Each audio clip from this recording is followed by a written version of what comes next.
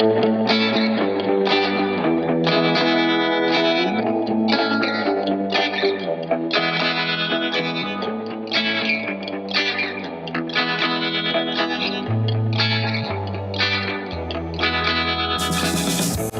I'm Peter P.T. Townend. Not only am I the first world surfing champ, but I love this sport right here in Huntington Beach. We're going to celebrate the sport, its culture, lifestyle, and the amazing surfers that came before and after me that hit the waves around the world, including here in Surf City. We're going to share the PT collection with you on Surf Scene.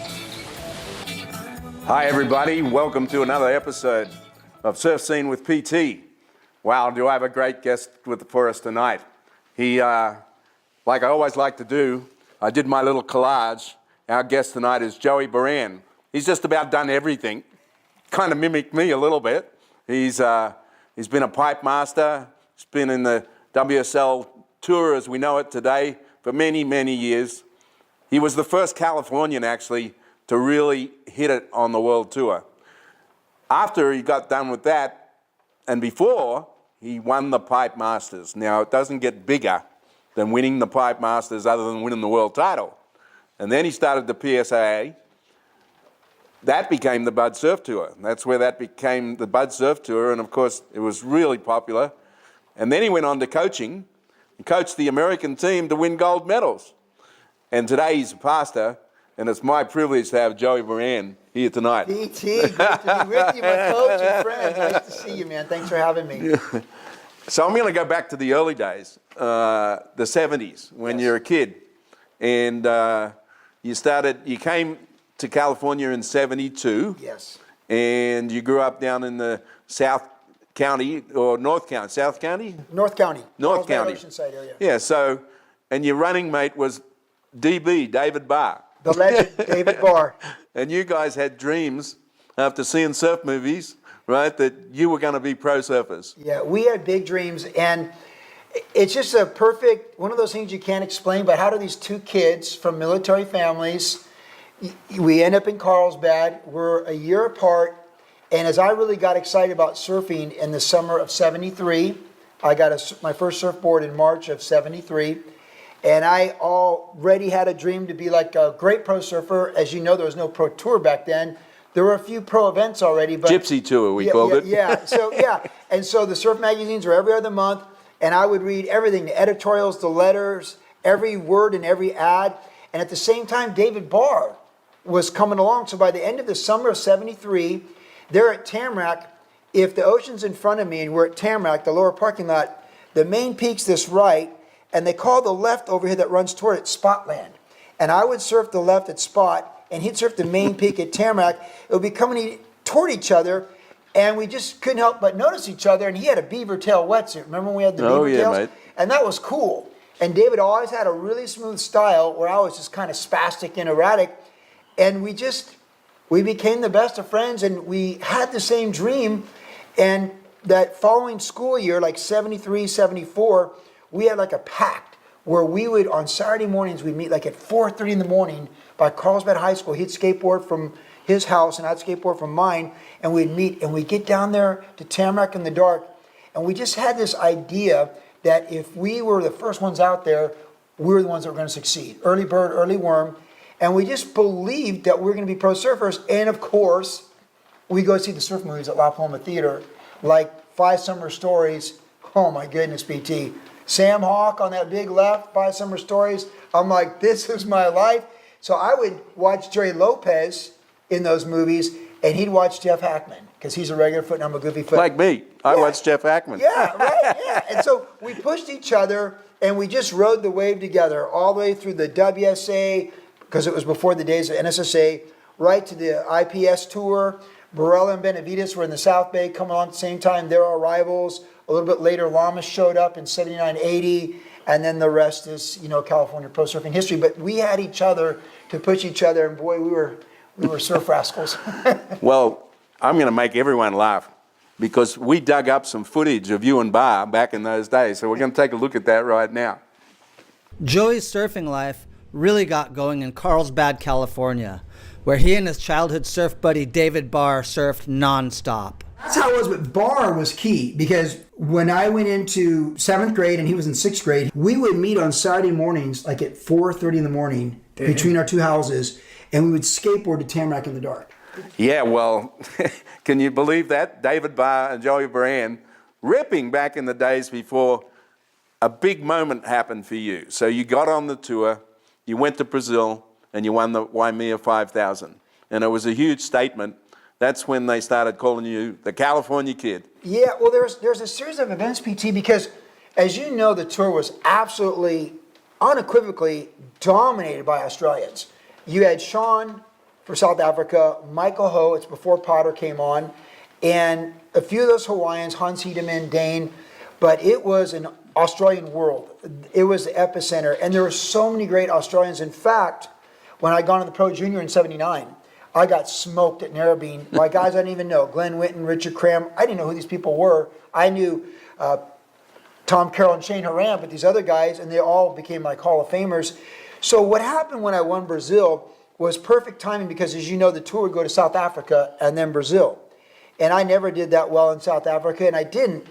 But Opador Beach was a little left point break, and it was kind of conducive to my hyperactive. Oh, yeah, I surfed there. Yeah. And the Brazilians appreciate passion, and Joey Brand had passion. But I caught a huge break because back then, you know this, but maybe your viewers don't, we had the top 16 and everybody else. So the way the tour worked back then is the top 16 were seeded from the year before, and then everybody else surfed these trials. So there might be 60 surfers in the trials, or in Australia, like 200. And you have to go through all these heats to become one of those 16 qualifiers. And then you'd match up against the seeds. Well, up until that time, I was always a qualifier. But what happened with Brazil is, because Brazil was kind of the Wild West of surfing and kind of sketchy, you know, it was kind of a sketchy place, a number of Australians, after the Durban events in South Africa, they went back to Australia. So when they had the seeds for Brazil, I was like 28th the year before. They went that far down the ratings to get me a seed. So I was a top 16 seed in Brazil based upon the previous year's ratings, and that gave me that opportunity, and I got Brazilian, which sounds intimidating now, but back then the Brazilians had not become as strong as they are. So I had Frederico Duray, the legend, and Daniel Freeman, Roberto Valerio, Ismael Miranda. I had all these Brazilians, and the Brazilian crowd watched me beat their heroes one heat after another. And then I had Shane Horan in the semis, and it was a close heat, and I wasn't so sure. Yeah, well, he would have been a favourite down there because he had won before. He beat me in '78 in the final, right? And so he was a hero down there. And of course, Shane was a fantastic small wave surfer. And when I beat Shane, he was so mad. And then I beat Ismael Miranda in the final. And Shane was so upset. There's a great surf story because about 3 years later, I'm in Narita Airport, Japan, randomly coming back from Bali. Somehow Shane's there, and it's just me and him. And he goes, "Come on, mate, just admit I beat you in Brazil." I thought, Shane, it's been about 3 years. I think we should move on from that. But I'll never admit that he beat me, but we know it's a subjective sport, and it was close. So from that, though, right after that, you're in the Pipe Masters and you make the final, you know, like against your hero, Jerry Lopez. Yeah, so we know that life is about opportunities and taking advantage of opportunities. And for my career was just one, I recognize opportunities. And George Salvador, the publisher of Breakout Magazine back in the day, who you would know, he said this about Joey Brand. He said, "You can't explain it, but some people just somehow will it in the moment that it matters most."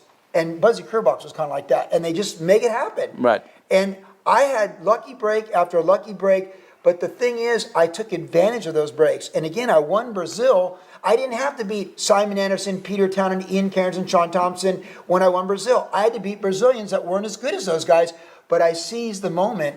And even so with the Pipe Masters, when I made some finals before I won it, it just seems like I always capitalize on opportunity. And particularly my first Pipe Masters, I would have been eliminated that first heat. There were 6-man heats and top 3, but Jim Banks, I beat Jim Banks because he just had the misfortune of, Michael Ho dropped in on him a couple times and there was no interferences called, You rolled your eyes because you have to know Hawaii in this late 70s. And I got through that heat. And then the next thing I know, the next heat, I beat Roy Russell, perfect pipe. I get the barrels of my life. I'm in the finals with Joey Lopez. So I would say my career as a Hall of Fame career really was just one of those guys that cashed in when opportunity knocked. Right. So we go a few years forward of that. And now you're in the Pipe Masters again. You've been doing the world tour, getting some results, hanging in the 16. Yeah. And you get to the Pipe Masters in 84. Right. And now it's another chance to fulfill that dream about, I'm going to be a Pipe Master. Yeah. and it's big. It is big. It's big, but there's some crispy ones. There were. So for those viewers that don't know, in the 70s and 80s, the hui was just such a factor.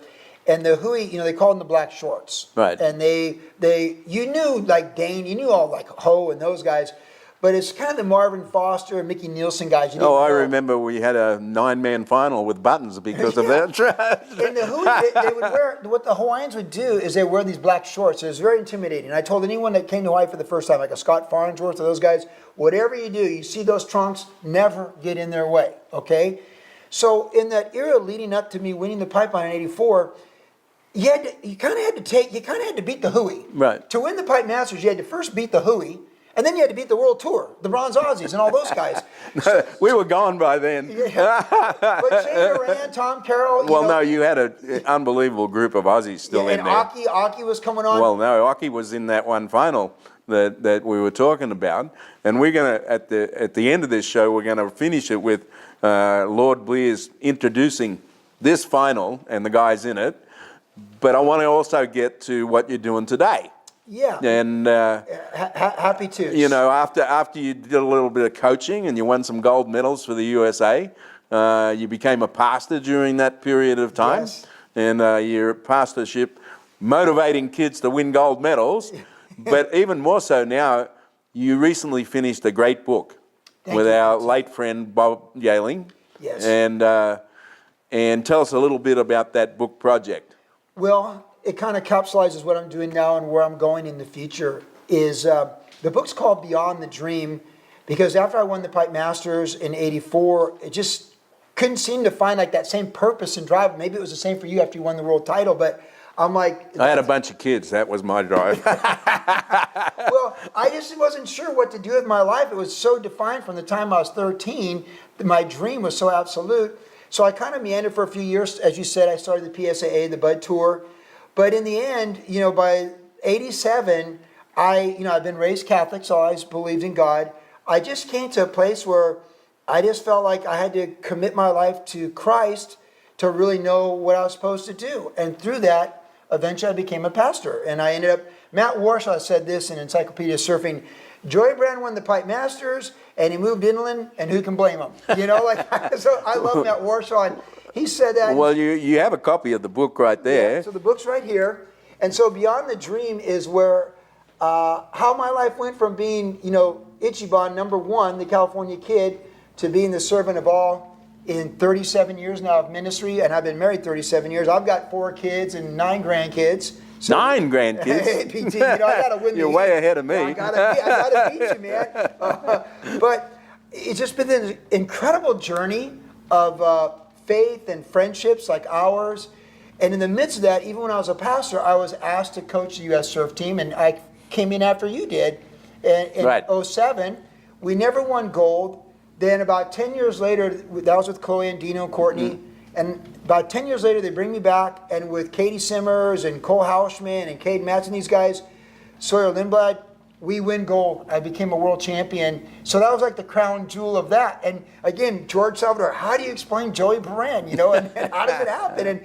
And we won the gold. I actually coached the Olympic program for a while, and then it was too much to do the church and the coaching. It was 2 full-time jobs. Brett Simpson came in and took it over and won gold with Carissa Moore. So I've had quite a journey, and I'm 63 now, and I've been going out with the book. I've done surf museum signings, church signings, faith-based groups, and I just like to go out and meet We'll people. have to get you up here in Huntington Well, Beach. I'd We love haven't to- done one up here yet. I would love to do it because I love to hear people's stories. Right. And I like to share my story.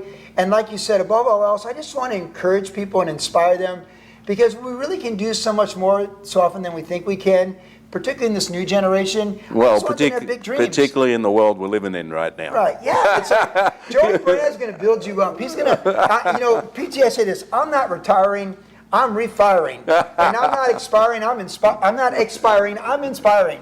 And so I just want to anyone that listens to me, I'll get you to believe you can do anything. We're going to end tonight's show, and it's so unreal to have my mate on the show. We're going to end it with Lord Tally-Ho Blears introducing the final of the Pipe Masters that Joey wins. And that'll be it for this show. We'll see you again soon. The final will be Tommy Carroll, all the way from Australia. Wearing black will be Max Medeiros, he's right here from Hawaii. Wearing green, Derek Cole, Hawaii. Wearing a yellow shirt, Rabbit Bartholomew from Australia.